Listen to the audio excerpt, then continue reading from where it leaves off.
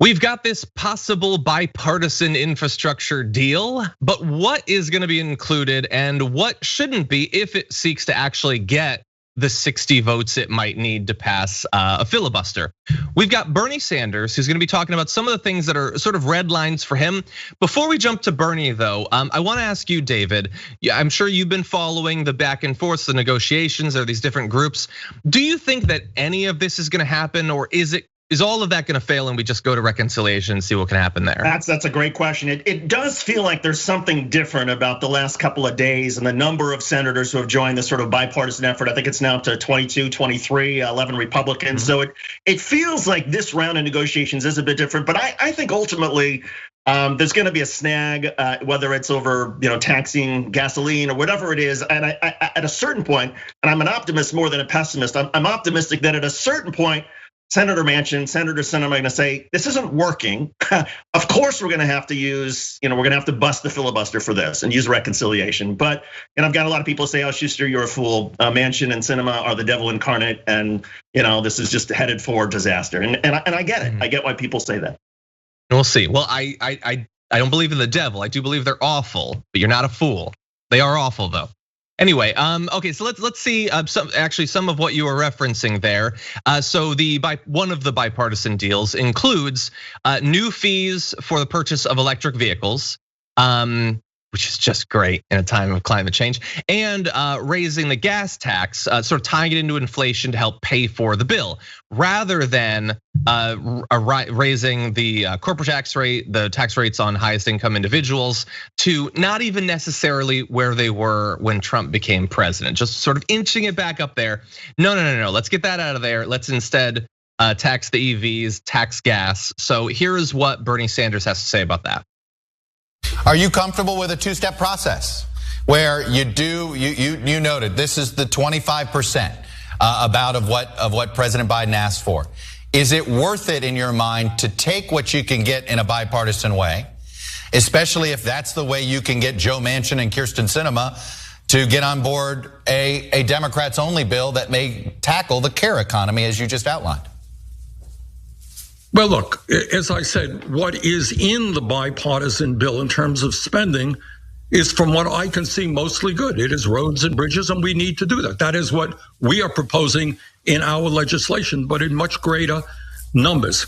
One of the concerns that I do have about the bipartisan bill is how they are going to pay for their proposals, and they're not clear yet. I don't know that they even know yet, but some of the speculation is raising a gas tax, which I don't support, a fee on electric vehicles, privatization of infrastructure. Those are proposals that I would not support. David, depending on how big of a bipartisan group they put together, how many Republicans they're able to get, I guess it's conceivable that they could afford to lose Bernie Sanders, or maybe if Merkley was to say no for the same reason. It seems increasingly difficult considering how hard it is to get Republicans to sign on to virtually anything. So if they draw this as the line, it's about the funding, we're not gonna do it in this way. How much do you think that damages the bipartisan effort here? I actually don't think it damages it that much, because if there is this agreement on sort of the nuts and bolts of what's in it, what are we gonna spend the money on? The roads and bridges, maybe we're not gonna spend so much on high tech stuff, whatever.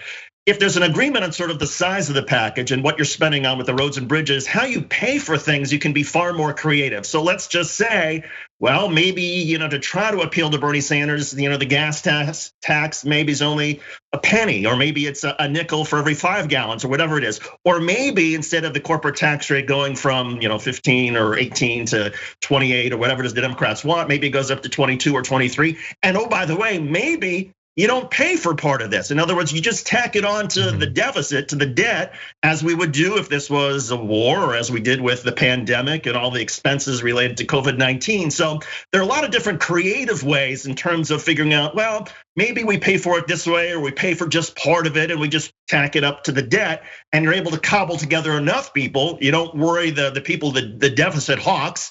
Maybe you get a few of them who suddenly, well, they'll leave because the deficit's gonna go up, but maybe you are able to keep a couple progressives who see the gas tax is not that draconian. So I just feel like there's more room in terms of negotiating a how you pay for this, or don't pay for this. There's a lot of different creative ways they can do it. Then actually, as long as there's a sort of agreement on the overall size and what this money is going to be spent on, again, I think I'm optimistic that they can get there. Mm-hmm. Yeah, I think that you're speaking a lot of sense, which makes me think they're probably not going to take a lot of your advice there. Like, it is one of the weird ironies of American politics that like building a road costs money, but blowing it up's free. It's like on the house, you don't have to pay for it. I don't know why that is. And look, obviously the devil is in the details. What would the raise in the gas tax actually look like? I don't know. And by the way, we've talked about this a couple times over the past week or two, and I've gotten a lot of messages from, I think, good-meaning progressives who are like, well, in a lot of countries, they do raise the gas tax to disincentivize either personal transport vehicle cars or literally to try to push people away from internal combustion engines to EVs. And let me tell you, I totally get that. And on some level, there's nothing I care more about than trying to fight back against climate change. That said, it is a regressive tax. And in particular, in terms of the framing, when it's being proposed, not just out of the blue, but specifically as a replacement for raising the corporate tax rate, raising the highest marginal tax rate, then like that is going to trigger, we all have multiple competing values. Fighting climate change is certainly one of mine. Not sticking it to the working class at literally every opportunity is another one. So it's a difficult situation, and Bernie Sanders, I think, is trying to work through that. Really fast, David. One part that Bernie didn't seem to respond to, but was part of Chuck Todd's question, which was the two-step thing, which is you do this bipartisan thing where maybe they strip away a bunch of the climate change fighting measures, and then you come back to try to do that. I have some anxiety about how that would work or how likely it is. What do you think about the possibility of coming back and doing some of the other non-hardcore physical infrastructure stuff in a second bill? John, your anxieties are well placed, because if they kick that can down the road, they will not get to it. Maybe they'll have some hearings, maybe they'll have some negotiations, but the only thing that will pass will be the sort of first step. So I think Democrats, progressives have to be very careful about not giving away things under some sort of promise. Oh yeah, we'll circle back to that. Like we'll circle back to climate change. We'll circle back to somehow helping electric vehicles. No, you won't circle back because the Senate has such a difficult time passing anything anyway. So Democrats, Kristen Sinema, Joe Manchin, they should beware, and progressives too. You're gonna get what you're gonna get the first time you pass something. You're not gonna get anything more. If you wanna try to figure out, if you wanna separate and say, well, we're gonna spend $750 billion on this infrastructure, and then we'll circle back to how we pay for it later, that's fine, because I don't care whether all that money gets added to the debt if you don't pass anything in terms of how you pay for it. But in terms of what the money is actually spent on, no, I think Democrats should be very careful, get what you can get right off the bat. Don't give that up. If you want to give up something, give up on the spending side in terms of how you pay for it. Yeah, no, I think that you're totally right. Like we have such a narrow window. Like, elections are, interminably long in the United States. And at some point we're gonna pass that invisible marker that now we're in the midterms and goodbye Irene on literally anything being done. Honestly, and Bernie didn't imply that he thinks that that's likely to work here, but one of the few times I've actually been able to speak to him, we interviewed him about the COVID aid bill. And I asked him about this talk about, well, get what you can under Biden now in the early days. And then they're saying they'll do a second COVID aid bill later on. Does he think that's likely? And he said that he thought there was a good chance.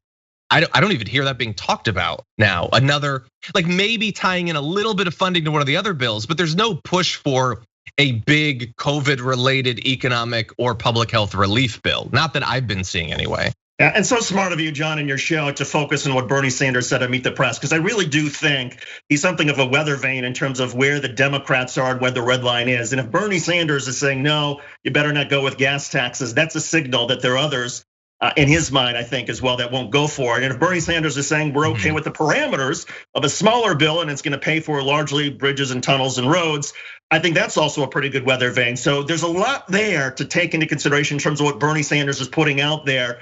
But again, also some warning bells about the things that he's not talking about, such as more COVID relief and more aid. Yeah.